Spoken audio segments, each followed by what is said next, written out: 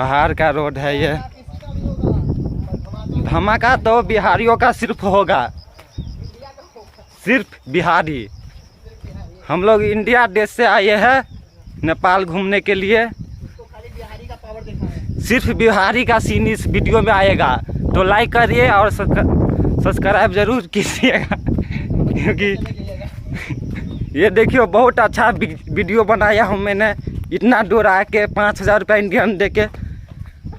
तो ज़िंदगी में पहली बार देखा होगा आपने ये सा वीडियो, क्योंकि ये ऐसा जगह है कि यहाँ पर हम लोग कहीं नहीं आए थे, इसलिए इस बार 10 सेकंड की वीडियो फेसबुक पर चढ़ जाता।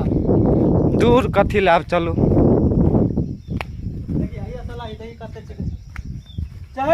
चढ़ दो ये साफे नहीं अभी का जूम करे तो धोनी हो जाए ना। इतने दूर से पहाड़ी के ना जूम कर सके है, कहीं पहाड़ है।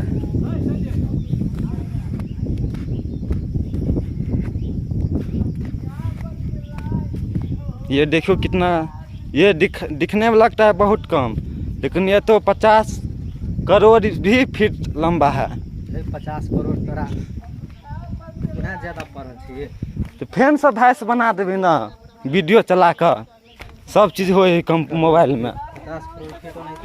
तो देखिए